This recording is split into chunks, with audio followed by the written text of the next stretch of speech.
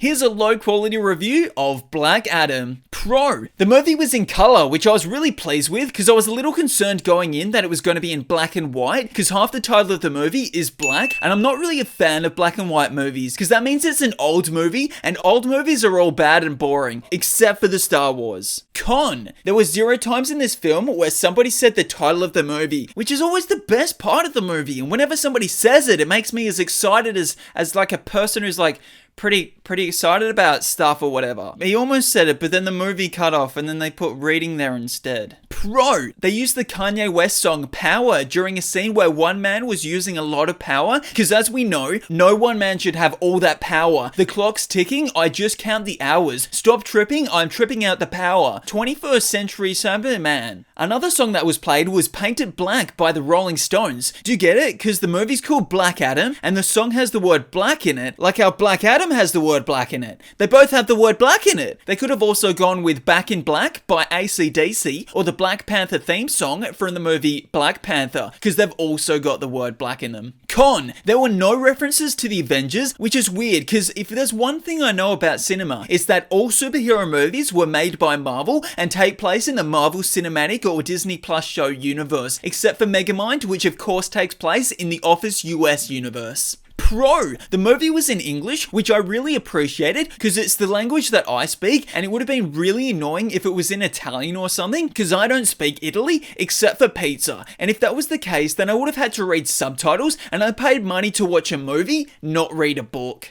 Con. The person sitting next to me had popcorn and a choc top, but didn't share either of them. I ended up missing half the movie trying to think of how I could take some, but the kid finished before I could think of anything. So if you could leave your suggestions in the comments for what I could do next time in case this happens again. Pro. Dwayne Johnson was in this movie, which was really great to see because it's been like 3 months without a movie starring Rock the Dwayne Johnson, and I was concerned he'd quit acting to spend more time being Patrick's house. Con. There was only one post-credit scene, meaning that there were people who left after it, and missed seeing names like Pam or Steve, which are both incredible names who have accomplished incredible feats, and they probably have great feet as well. I'm not into that, but if that's your thing, then that's okay. Pro. All the people who died in the movie were actually just acting dead, because they're actors and that's what they do. So thankfully no one actually died in real life. Most of it was like CGI explosions and bullets and falling off stuff. I think it was a pretty good direction from the studio. Con. There was a lot of slow motion, but I think it's because the original cut of the movie was 25 minutes long, and they realized that to be considered for an Academy Award Oscar trophy, it had to be longer. So they obviously went back to the editing room, called up Gavin from the slow-mo guys on YouTube, and asked how to slow down every second shot. Having said that, it would have been nice if it was under 30 minutes, because then I wouldn't have missed my wedding.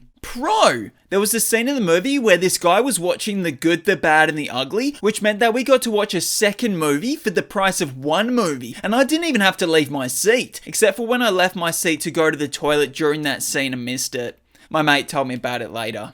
Con. They renamed the Avengers, which I thought was a little weird because I actually like the names Falcon, Ant-Man, Storm, and Doctor Strange, but they probably did this to trick people into buying new toys. Well, joke's on you, I'm not unsmart. Pro. Black Adam was taught the valuable lesson that heroes don't kill people, except Superman and Batman and Wonder Woman and probably one of the Marthas, but they don't count because those happened before this movie. Con. Black Adam doesn't say his famous catchphrase from the comic, "Let us understand one another, Sebastian Stagg. I'm the leader of a sovereign nation. It would have been completely inappropriate of me to attack any facility belonging to an American corporation, especially one on United States soil. Your media might even portray such a thing as an act of terrorism. I would of course strenuously deny any accusation, and you would not be able to produce any evidence as your security system suffered a massive failure and any footage was destroyed." Are we on the same page? Pro. Superman is back, making it the second movie this year that Dwayne Johnson has been in a movie with Superman. But this one isn't John Krasinski's voice, it's Henry Cavill's voice and also body. And this time they made the decision to shave his mustache off with a $2 razor instead of $2 million worth of CGI. So with all that being said, I give this movie 3 toasters filled with a photograph of the photograph at the beginning of the song Photograph by Nickelback.